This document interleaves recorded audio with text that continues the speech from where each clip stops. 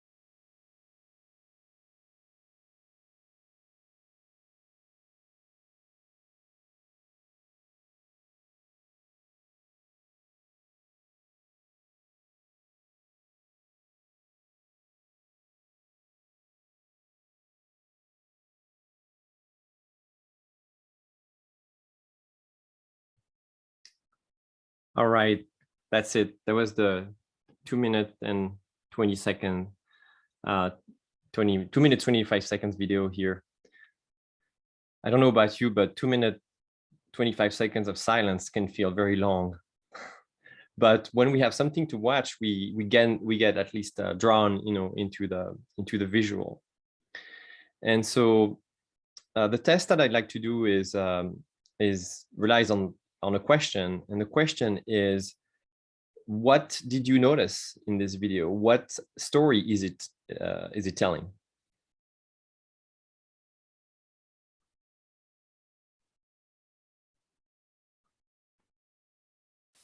I thought maybe, I don't know.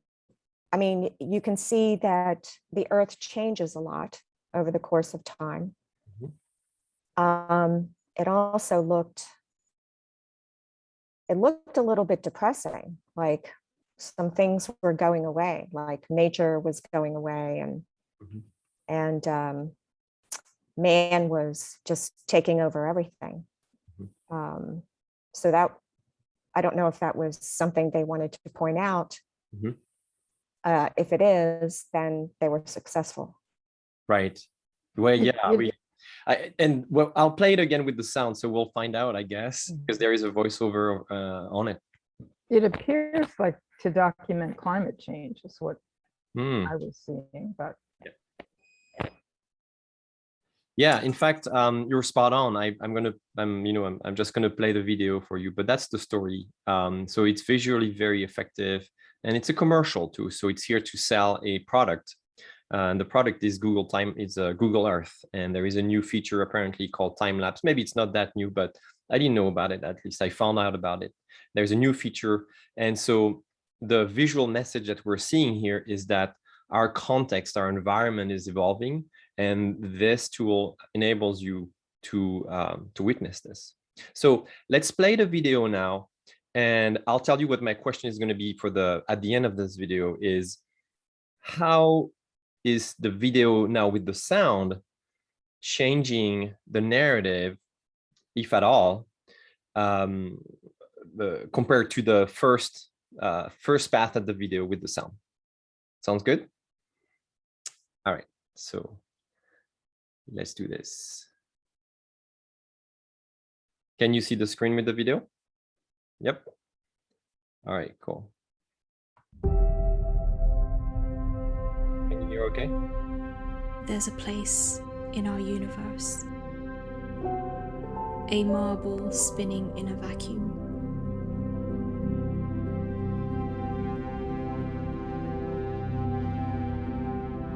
It contains life. It contains us. It may look solid and enduring, but now we can see it differently. Across time, living and breathing. Across time, we can see that we, all of us, are changing this place faster than ever before. We can see the impact of the way we live.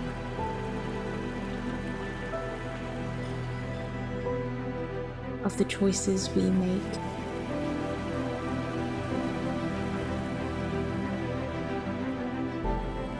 And see their consequences.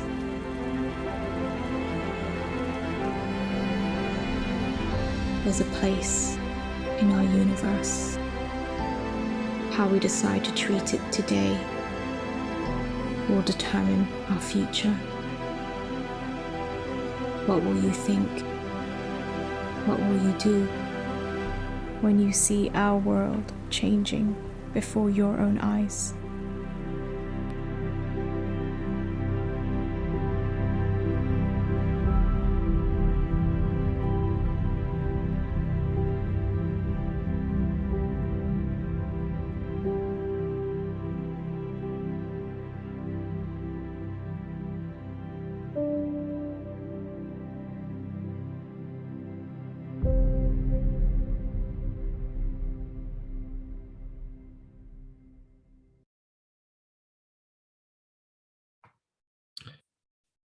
Okay, thank you so much for watching again, taking a couple minutes here. So again, the question that I'd like to ask you is, now that you've seen the same video with the voiceover and the explanation of what we're seeing, how might this have changed the narrative that you initially created, that your brain created as you were looking at the images?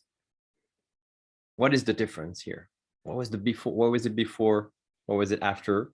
If at all, you know, I'm not fishing for an answer. It's just a live test. I think the only difference, well, for me, is that, I mean, without the sound, you're guessing at what the messaging is. Although I think that the visual made it pretty clear what the messaging is. But with the sound and the explanation, then there's no mistake about what they're trying to, you know, the information they're trying to get across. Right. The only thing about it that I find kind of confusing is that it looks depressing and sad. So I'm not sure that that's a good angle to take in trying to promote a product. Because what is, like, if you can see the world changing through Google time lapse, what good is that? I mean, how much do we want to get depressed? Right. You know, I don't know. That's just my take on that commercial. I just want to say that I can observe the same thing. It's a very depressing video. It creates anxiety and fear, I think. I mean, you can really, the questions that the voiceover asks are pretty open-ended and suggest, but it's connected to a narrative that we've heard before, and that narrative is a narrative of fear. Like, you know, we're destroying the planet. Where are we going to live? It's the end of the world, basically, speaking. So yeah, I see that. I see the same. Yeah. Do we need more fear? Maybe not. We probably need more hope, more positivity. I think that's a judgment there. So yeah, I think that's a great comment. I think that what the soundtrack adds to it is the drama, and people respond much more to stories and drama and emotion than they do to logic. So it has more impact with the sound. Yes, I agree with everything that both of you observed, in that it was rather depressing, although the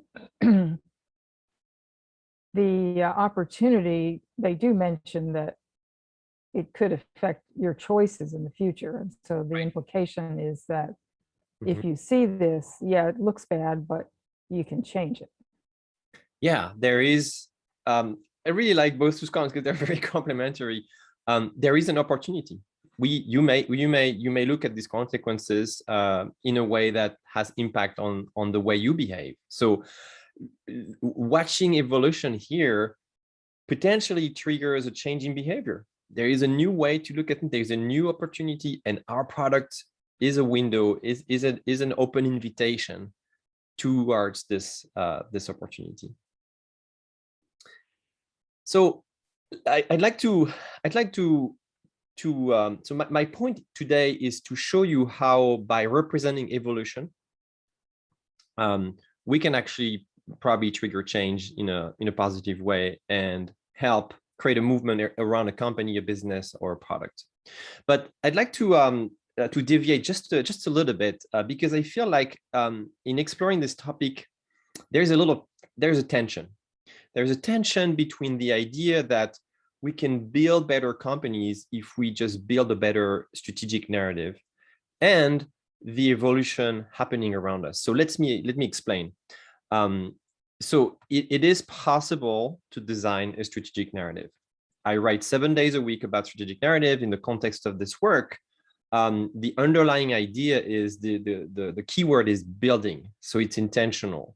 As we saw in the video, this video is intentionally put together. And that's because I believe that narratives are not just accidental. Narratives are the interpretation of past events and stories. A narrative is a way of presenting and representing an understanding of a situation and a series of events that reflects and promotes a particular point of view or a set of values. What I just said is the definition of narrative if you look it up in Merriam-Webster dictionary. So that's a hidden definition of a narrative. We most of the time associate it with story and we think they're just the same, but a narrative has this slight new different angle to the definition. So if a narrative is an interpretation, that also means that it's the product of our own imagination. As we did, as we tested, we watched a video without a sound and we started creating our own interpretation of what we're seeing. Now, when the voiceover came, on the video, there was a message, there was an intent, it was clearly accentuated. There was also room left for us to think about change and an opportunity. So a strategic narrative is built by us, by humans, and it's an invention of our mind. It's up to us to realize this process. And some business people commit to it and some others don't. If you're attending this talk, probably you're giving yourself a chance to understand a little bit more about this process. Now, I just say that there is a tension because whereas building a narrative is an intentional activity, it cannot exist without context. And the vast majority of us think that the narrative is content. Typically we think about a book, a website, a presentation, a video that like the one we just saw, a speech, a movie. But the truth is that a narrative also has context because, let's be honest, building a strategic narrative requires to look around and see what it's going. So we start and we scale and we run organizations because the context makes us do it and enables us to do it. We like to think that inventors are, and leaders are just the lone genius that came up with those great ideas. We put great business technology on the West Coast. Here we're on the West Coast. We put, those amazing technology business leaders on a pedestal.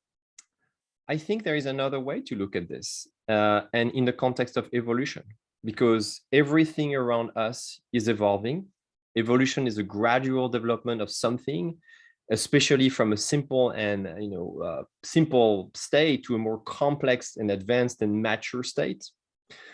So if we want to invite people to adopt a new idea or a solution, we have to be able to help them make sense of the context in which it makes sense to use this solution. So I think that that video that we watched today is a good demonstration of this. There is context, and we have this product that interacts with the context. It helps you make sense of the context, but also the context entices us to build such product. So when you think about building a narrative, that's another reason why context matters so much. And we can see that technology evolves at a faster pace than society, and therefore people don't necessarily adopt innovation right away. By nature, invention depends on adoption to be an innovation. First, we acquire a new understanding of where we live, and then we realize that something that changed around us is telling us to adapt and to look at things very differently. So mapping out how your context is evolving is probably a good thing to do if you're building a strategic narrative. I want to show you some examples that I've gathered around me. I'm still in the process of doing that research. I want to show you some visual examples, and there is one particular slide that I've seen in presentation that I called the industry evolution slide. It's a slide that, let me share my screen right here. it's a slide that looks like a timeline. So here is the example for a company that it's a technology company. It's a Salesforce, sorry. And Salesforce has been particularly known for using this way of framing their strategic narrative. They've been doing it for many, many years. This is a slide from one of their presentations in 2003, where they show how the technology context around their customer and their community is evolving from mainframe platform all the way to, so that was 2003. So the latest data point here is 2000 on-demand platform. And throughout the year, so I have a collection of 10 to 15 slides, but I'm kind of moving forward fast. So 2010, there's still this idea of how the context, the industry evolution is unfolding in front of before our eyes. And the mission is now the cloud computing. So cloud computing is a term that was very much coined by Salesforce. And in 2010, they start talking about the enterprise cloud computing. So in the way they frame their narrative, they're really using the power of describing the context around us, looking at the past and saying, this is how we interpret it. This is how we give you the landmarks to make sense of what's happening, you guys, in the technology environment. So they, later, and that's from 2017, they even use a narrative, a pretty famous one. I think it's from a book called The Fourth Industrial Revolution. They do this very, very intentionally. So that's one of the most visible example. Another one that I like to show is this one. If you invented the wheel, if you were saying, yeah, we came up with this breakthrough wheel, well, evolution maybe took you to rethink the way a wheel could manifest itself. And you're part of a system where you have access to new technologies, new material, new ideas, other people thinking, and your creation might not be just the result of your lone genius's brain. It's the result of you being in a system that exists around us. A third example that I like to show is from a book called Reinventing Organizations by Frédéric Laloux. Frédéric Laloux is a very, to me, a very forward-thinking expert in the way organizations form and evolve.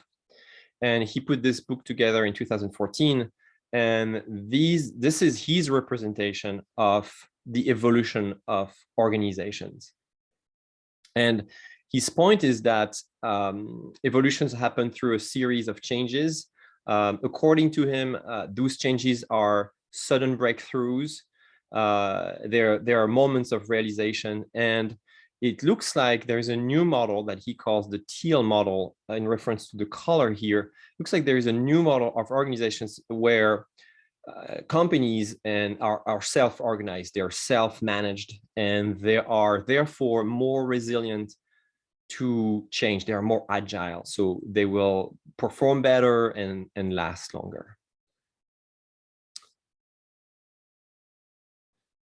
So that's what I mean by evolution as a pattern when you build a strategic narrative. I want to leave you with some thoughts, some early stage thinking, some advice on how to do it. The first thing to do is you're showing evolution, so you have to show the time dimension. As we saw on the video, we could see the years, change, and we were clearly understanding that we were going through the decades and looking at planet Earth. And in the examples I shared with you here, we see a timeline. Obviously, you have to show a progression. Something is evolving, but also maybe landmark events that you've observed, triggering events, things that people will acknowledge and connect with. The name of each stage is something crucial to create a common language. It's good to come up with a single label for each of the stages. Let me share again that example I was just showing you. here, because not only it's verbally labeled, but it's also, can you see this? Yes, but it's also color coded. It follows the light spectrum, the colors and light spectrum. So same as a rainbow. So showing evolution is an exercise in codifying how our context, how the environment is evolving around us, and therefore an opportunity to realize that this change is irreversible. That's the nature of evolution. There is no going back. It's universal. It applies to everyone in your community.